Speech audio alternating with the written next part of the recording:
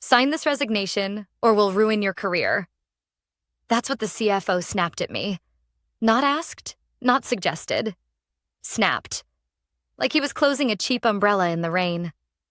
I sat across from him, my pen already in hand. I looked at the paper.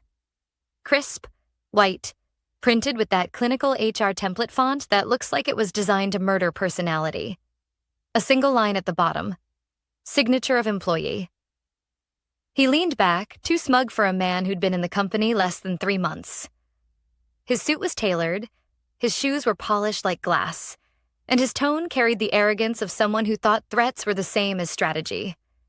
15 years. That's how long I'd given this place. 15 years of late nights, of back-to-back audits, of babysitting executives through financial storms they barely understood. And now, apparently, my career could be ruined by a man who still thought Excel was magic. I signed. One clean stroke, no hesitation.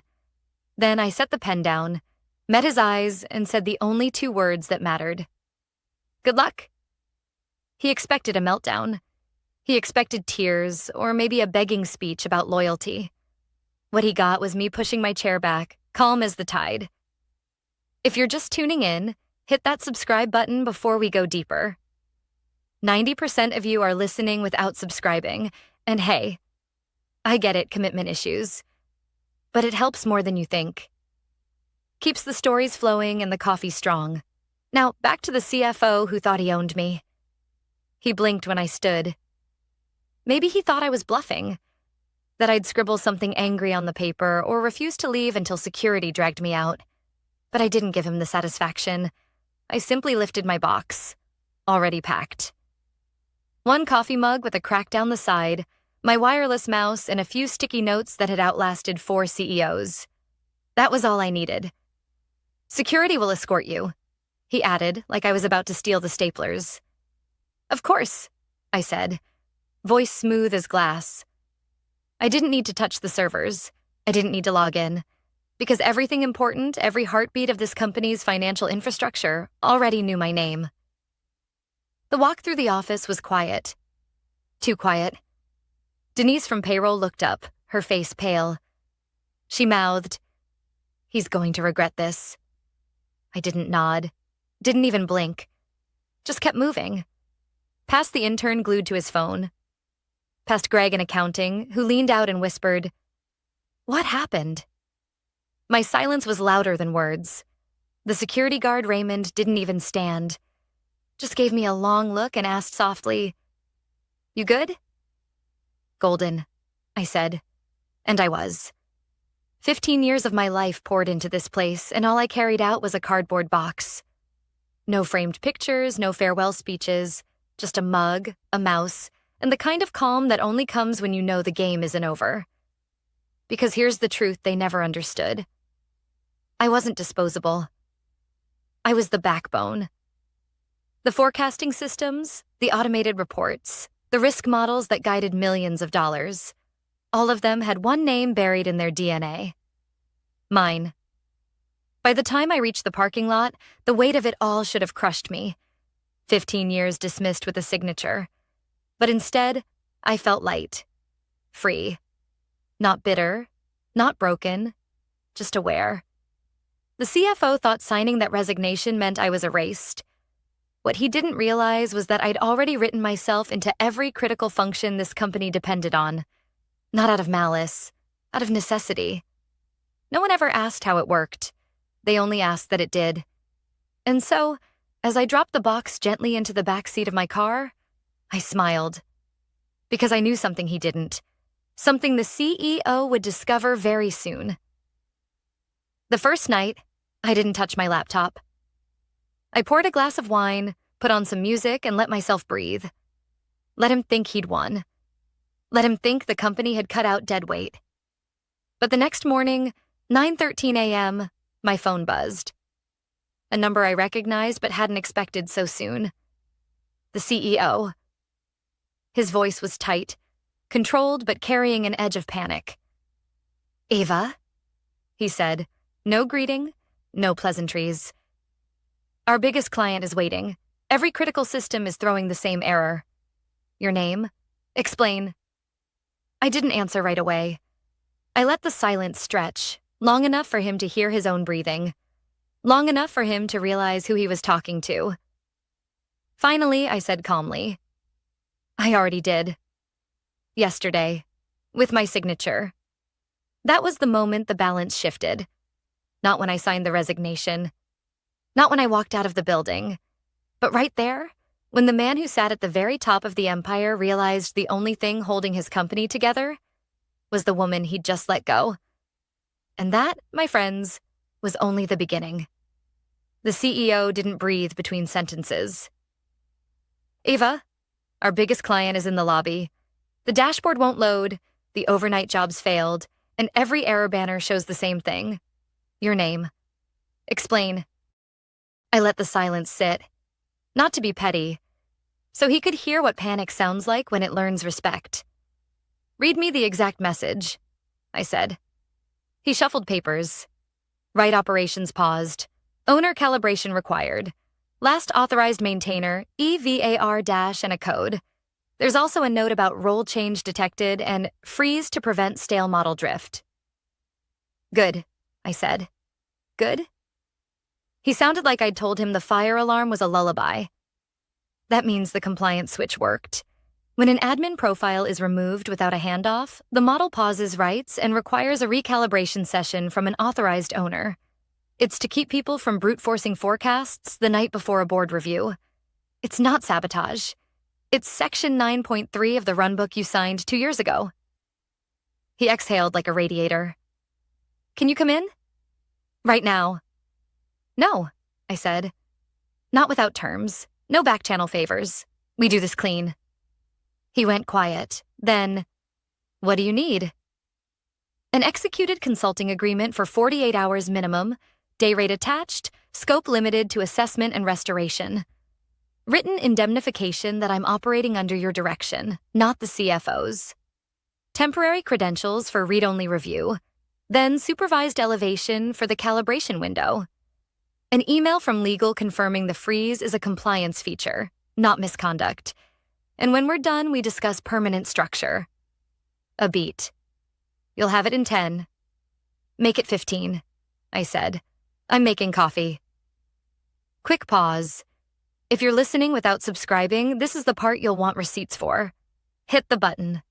We're about to talk about the clause that kept me safe when a threat was supposed to end me. I set the phone down and opened my notebook. Paper, not digital. Old habit. If you lose access, you don't lose your brain. I wrote 3 lines. Timeline. Resignation yesterday. 1640. Tripwire. Admin role change detected overnight. Client window, unknown. Ask for their agenda time. My laptop chimed. 3 emails arrived within 12 minutes. Legal with a mutual NDA and a short form MSA. IT with a temporary badge and guest Wi-Fi QR. The CEO with a 1-line message. We proceed under your conditions. Client review at 1400 hours. I signed the DocuSign, checked the clock, 9:41, and texted a driver. If the city behaved, I'd be upstairs by 11:15. While the car crawled past a construction site, I replayed the moment I wrote Section 9.3. 2 years ago, we'd shipped a rosy quarter because someone massaged inputs at midnight. The market didn't forget.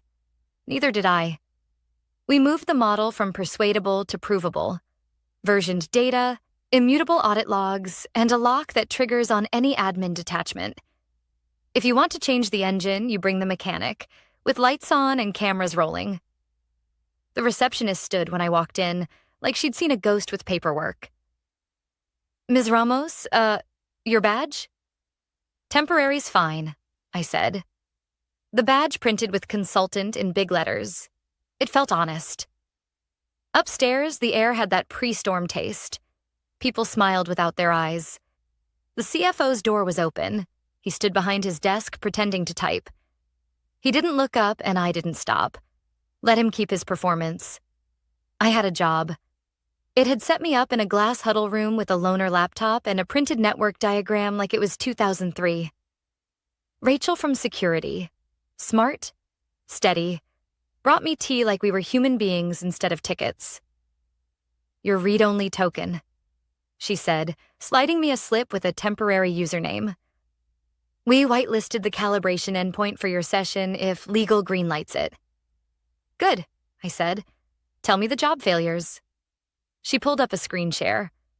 Nightly ingest ran, validation passed, but the write to forecast current blocked at 217 with the owner calibration flag.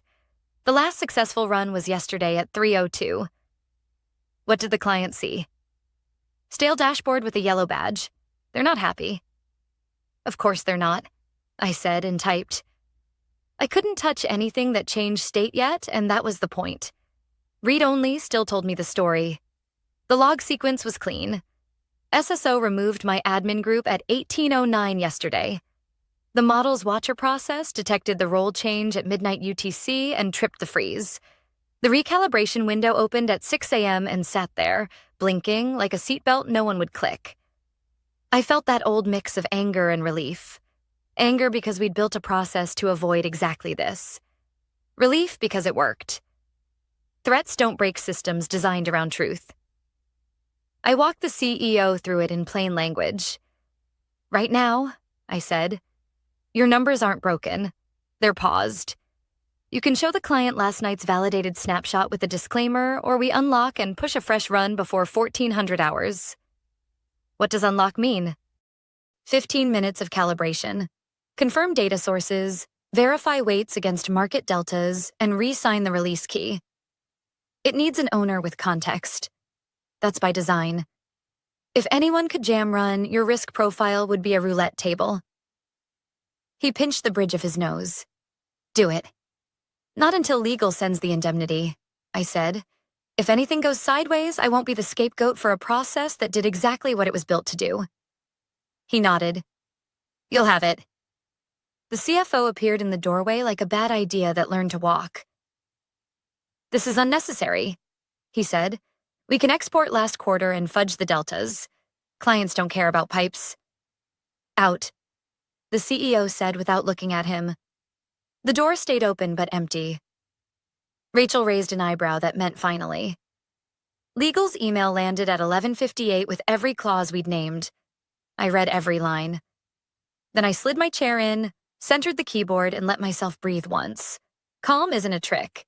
It's a choice you practice. Starting calibration, I said, and Rachel started the screen recorder. The interface recognized the token, then my face through the webcam for the second factor the team added after the last audit. The checklist populated.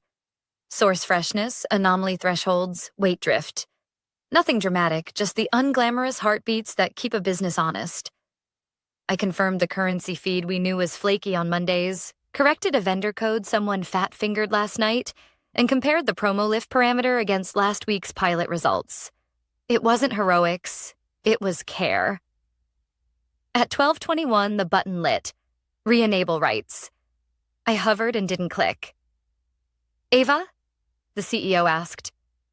Final condition, I said. After this meeting, we document the owner model and train 2 deputies. No more single points of failure, of me or anyone. He didn't hesitate. Agreed. I clicked. The job queue unclenched, the dashboard ingested, and the charts breathed. The room didn't cheer. It exhaled. I wasn't back. Not yet. But the numbers were, and for the next 90 minutes, the company had something more valuable than swagger. It had the truth. The CEO didn't breathe between sentences. Eva, our biggest client is waiting. The dashboard won't load, the overnight jobs failed, and every error shows the same thing. Your name. Explain. I let the silence sit. Not to be petty, so he could hear what panic sounds like when it learns respect. Read me the exact message, I said. He rustled papers. Right operations paused. Owner calibration required. Last authorized maintainer EVAR. Freeze due to role change. Drift prevention active. Good, I said. Good? That means the safeguard worked. When an admin profile is removed without a handoff, the system pauses writes and requires a supervised calibration. It's to keep people from forcing numbers the night before a review. It's not sabotage. It's policy. He exhaled. Can you come in? Right now. No, I said. Not without terms. We do this clean. A beat. What do you need? Short-form consulting agreement, 48 hours minimum. Written indemnification that I'm operating under your direction. Temporary read-only credentials, then monitored elevation for the calibration window. An email from legal stating the freeze is a built feature, not misconduct. After the client meeting, we discuss permanent structure. You'll have it. Make it quick, I said. Your clock is already running. Quick pause. If you're listening without subscribing, this is the part you'll want receipts for. Hit the button. Okay, back to work. By 9:52, the DocuSign landed. Legal sent a mutual NDA and a 2-page MSA. It followed with a temporary badge and a guest Wi-Fi QR. The CEO's email. We proceed under your conditions. Client at 1400 hours. I signed, grabbed my coat, called a car. The city moved like it always does when money's nervous, fast and pretending to be calm. The receptionist blinked when I walked in. Ms. Reyes, your badge? Consultant is fine, I said, and clipped on the plastic that told the truth. Upstairs, the air had that metallic taste it gets before a storm. The CFO's door was open. He was typing, eyes on nothing. I didn't stop. It had staged a glass huddle room with a loaner laptop. Rachel from security, steady hands, set a mug down. Your read-only token, she said. Calibration endpoint opens when legal says go. Good, I said. Walk me through the failures. Nightly ingest ran. Validation passed. Write to forecast, current blocked at 217 by owner calibration flag. Last successful publish was 3:02 yesterday. What did the client see? Stale dashboard with a yellow badge. They're agitated. Read only was enough to hear the story. IAM logs showed my admin group removed at 18:09. The watcher detected the change at midnight UTC, triggered the freeze, and opened a calibration window at 6 a.m. It waited. No one clicked it because no one understood it. That was the whole problem in one sentence. I called the CEO on speaker with Rachel present. Your numbers aren't broken. They're paused. Option A, show last night's validated snapshot with a note. Option B, we calibrate and push a fresh run before 1400 hours. What does calibrate mean in English? 15 minutes of checks. Confirm source freshness, verify weights against current market deltas, re-sign the release key. The system wants a human who knows the context. That's by design. Do it. Not until legal sends indemnity, I said. If anything wobbles, I won't be the scapegoat for a process doing its job. He agreed. The CFO appeared in the doorway like a rumor. We can export last quarter and adjust. Clients want answers, not plumbing. Out, the CEO said, still on the line. The doorway emptied. Rachel let out a breath she'd been holding for months. Legal's email arrived at 11:56 with the language I'd asked for. I read every clause, then centered the keyboard. Calm isn't a trick. It's a habit. Starting calibration, I said, and Rachel started the screen recording. The checklist populated. Source freshness. Green, except a currency feed that burps on Mondays. Anomaly thresholds. Tightened last week, still sane. Weight drift. Minor uptick from the promo pilot, within bounds. Someone had fat-fingered a vendor code at 2214. I queued a correction in staging, documented it, and ran validation. No heroics, just care, with witnesses. At 12:21, the button lit. Re-enable rights. I didn't click. Ava? The CEO asked. Final condition, I said. After the client, we document the owner model and train 2 deputies. No more single points. Of me or anyone. Agreed. I clicked. The job queue unclenched. The dashboard inhaled. Bars and lines returned like someone turned on the lights. The room didn't cheer. It exhaled. I wasn't back. Not yet. But the numbers were, and the clock was kind again. For the next 90 minutes, the company had something better than swagger. It had the truth. I spent the early afternoon in the glass huddle room with Rachel, building a 2-slide fallback. Last night's validated snapshot as a PDF, and the freshly recalibrated view exported to a static file in case the network decided to be dramatic. Redundancy isn't paranoia, it's manners in my line of work. Uploads are in, Rachel said, setting a mug near my elbow. There's a local copy on the desktop too. Good, I said, and called the CEO on speaker. We start with governance, not glitter. You open. I explain why the freeze was a good thing. We show the snapshot, then the fresh run. We end with a concrete SLA and next steps. He agreed. They're bringing their VP Finance and Ops Director. Names? Priya and Ben. I wrote them down. People relax when you remember them. Before we headed in, I printed the audit summary. Role change detection overnight, calibration window in the morning, re-enable around midday, job IDs, hashes. Not to wave around, just to have in hand if someone questioned the chain of custody. The CFO drifted past the door, paused like a shadow pretending to be a wall, then kept moving. Fine by me. The conference room had that quiet money atmosphere. Glass walls, tired carpet, coffee that smelled ambitious. The CEO didn't waste lines. Thanks for coming. We had a protective freeze on our forecasting engine this morning. Ava will explain why that's a good thing. Heads turned. Priya's expression said, earn it. Ben said, don't waste time. In our system, I began, if an admin role is removed without a formal handoff, rights pause and a supervised calibration is required. It prevents last-minute manipulation and stale model drift. It's a seatbelt, annoying when the car is parked, essential when it's moving. Priya folded her hands. We saw a yellow badge on the dashboard first thing. Procurement flagged a hold on a purchase order before lunch. I understand, I said. This is last night's validated snapshot. I clicked. The PDF opened. You've seen this pattern before, and this, I advanced to the export, is the recalibrated view from today. 2 deltas, a currency feed correction after a Monday hiccup, and a vendor code error reversed with full log trace. No manual overrides. Ben leaned closer to the screen. What stopped you from publishing this morning?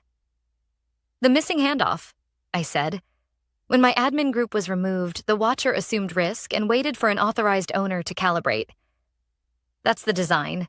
You don't want a machine guessing where judgment belongs. The CFO cleared his throat. We could have presented last quarter and adjusted for... Respectfully, no, Priya said, without looking at him. We're not running inventory on vibes. Ben tapped his pen once. SLA when this happens. And how do you keep it from happening again? It shouldn't happen again, I said. We're implementing a dual-owner model. 2 trained deputies, 4 eyes calibration, and a documented runbook. If an owner leaves or changes role, the system routes to the deputies and opens a supervised window any senior analyst can initiate. If all 3 are unavailable, we serve the last validated snapshot with a red banner and CSV fallback. SLA. 2 hours to fresh publish during business hours, 4 off hours. You'll receive the runbook and contacts list by Friday. By Friday, Priya repeated.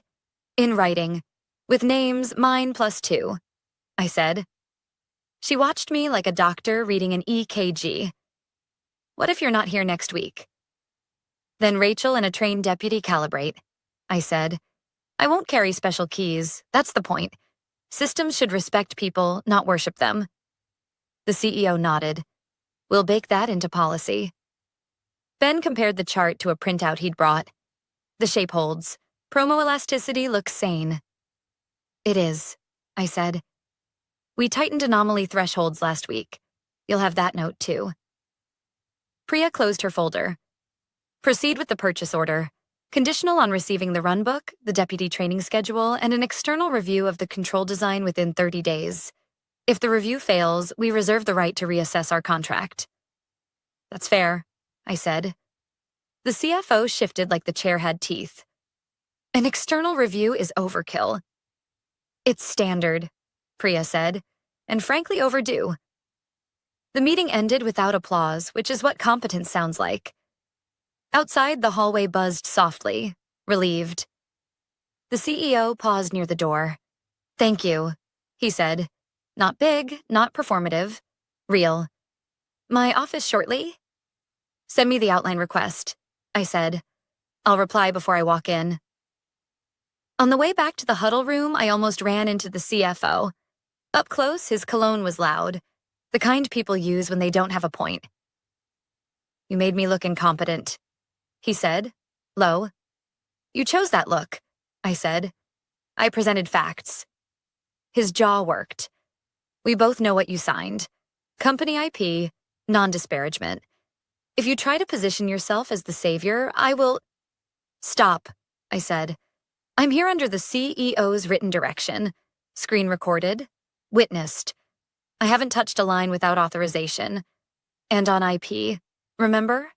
I didn't take anything. I documented what you ignored." Rachel rounded the corner with a printout. "Eva," she said, neutral. "You'll want to see this."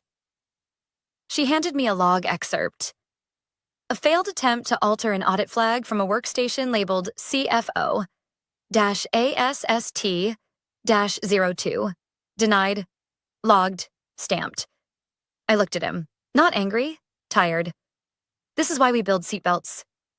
He didn't answer. He stepped back like a man rehearsing a different story. Back in the huddle room, I emailed the CEO.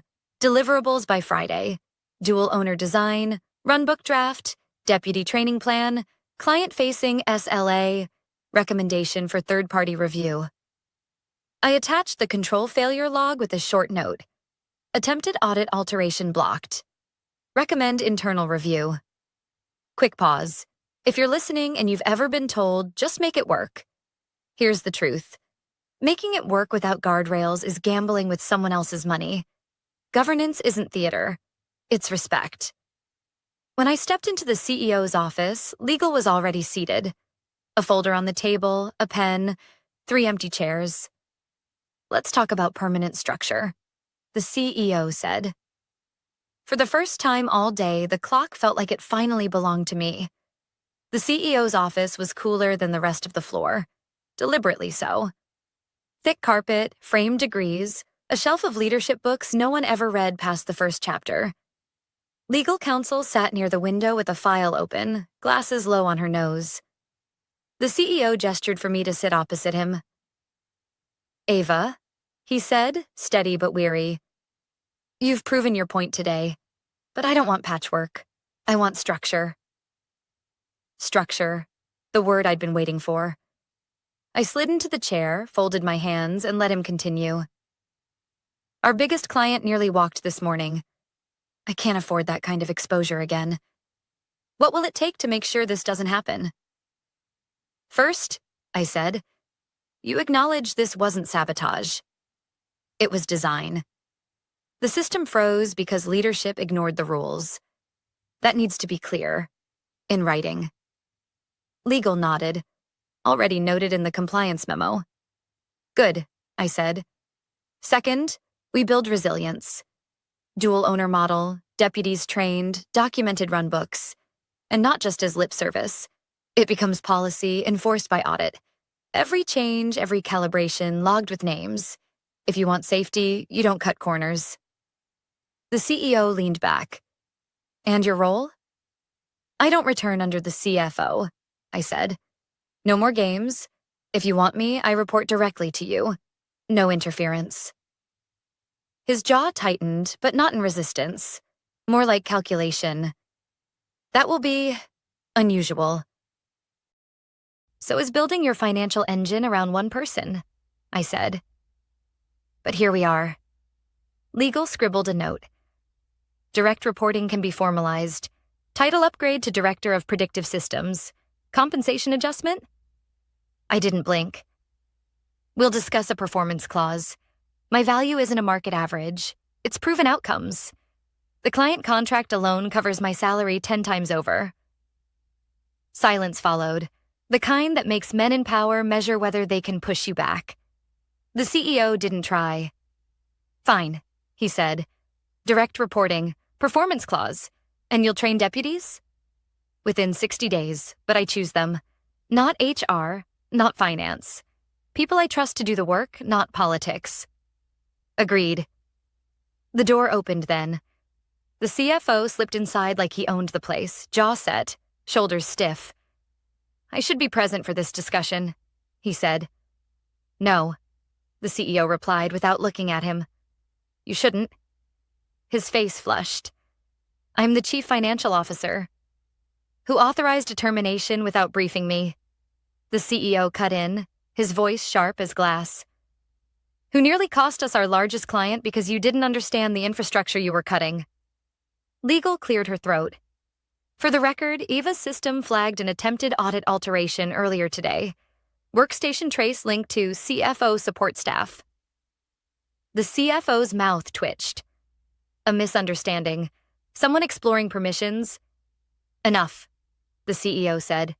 Leave. For a moment, I thought he'd argue. Instead, he turned, stiff as marble, and walked out without another word. The door shut too hard behind him.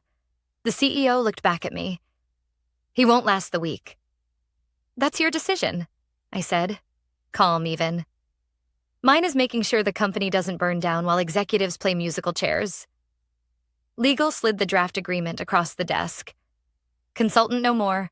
Effective immediately, Director of Predictive Systems. Reporting directly to the CEO clause for performance-based compensation to be negotiated. Authority to select and train deputies. Mandate to document processes within 60 days. The words sat heavy on the page, like bricks rebuilding a wall. I read every line. Acceptable, I said finally, and signed. For the first time since this began, the CEO exhaled with something close to relief. Eva? Thank you. I stood, gathering the folder. Don't thank me yet. This is only the foundation. The house still needs to stand when the storm comes. As I walked out, staff were whispering in the hall. Not the frantic whispers of panic, but the kind you hear when tides change. Eyes followed me, then flicked quickly away. People know when power shifts. They can smell it in the air. At my desk, temporary, still marked consultant, Rachel handed me a stack of logs. Client confirmed their purchase order. They want the SLA by Friday. And she lowered her voice. There are more traces from the CFO's team. Nothing got through, but they tried twice more. Document everything, I said. Quietly. If he's desperate enough to poke holes, he's desperate enough to cover tracks. She nodded. Understood.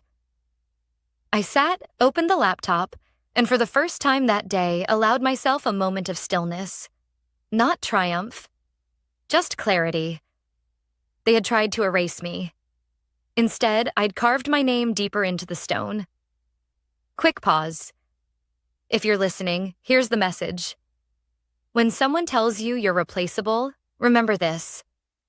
Replaceable is what people call you when they don't understand your value. Quiet doesn't mean disposable. Sometimes it means indispensable. And by the end of this week, the company would learn exactly what that word meant. 2 days later, the boardroom felt different. Not calmer, just quieter in a way that meant everyone was choosing their words carefully. The long table gleamed under the lights, untouched coffee cups lined up like props in a play. I walked in with my laptop under my arm and a thin folder in my hand. The deputy training schedule, the runbook draft, and the SLA for clients. Deliverables promised, delivered. The CEO gave a small nod as I took my seat. Not at the far end this time, but halfway down, close enough that no one mistook me for an outsider. The CFO's chair, I noticed, was empty. No jacket slung over it, no pad of notes. Word had traveled fast. He was out. Effective immediately. The meeting opened with routine numbers, but all eyes drifted toward me when the client contract renewal came up. The CEO gestured my way. Eva has ensured continuity. She'll brief you. I stood, projected the dashboard, and walked them through the controls as if they'd always been part of the system. No drama, no grandstanding, just facts. The dual owner protocol, the training plan, the fail-safes. I kept my tone level, professional, the way you speak when you know panic is contagious but calm is stronger. When I finished, one of the senior board members, a man who'd barely acknowledged me before, leaned forward. Impressive work. Why wasn't this documented earlier? I didn't flinch. It was offered, twice, but the requests were dropped for more urgent priorities. Urgency is rarely the same as importance. A silence followed, thick but thoughtful. Then he nodded once, almost to himself. The CEO closed his folder. Effective immediately, Eva is reinstated as Director of Predictive Systems, reporting directly to me. Compensation will reflect the critical nature of her role. No applause. Just nods, one after another, like dominoes tipping in agreement. And that was better than clapping. Respect isn't noise, it's weight. I sat back down, closed my laptop, and felt the shift settle. Not fireworks, not revenge shouted from rooftops, just balance restored. Later, in the hallway, Rachel caught up with me. "Strange, isn't it?" she said. "How fast things change." "Not strange," I said. "Just overdue." She smiled, then left me with my thoughts. Walking out of the building, the air felt different. Lighter. For 15 years, I'd been the quiet one in the corner, the one who held everything together without asking for recognition. Quiet had been mistaken for replaceable. But now, finally, they understood. Quiet doesn't mean disposable. Quiet means essential. And sometimes the loudest statement you can make is simply not disappearing. Quick pause.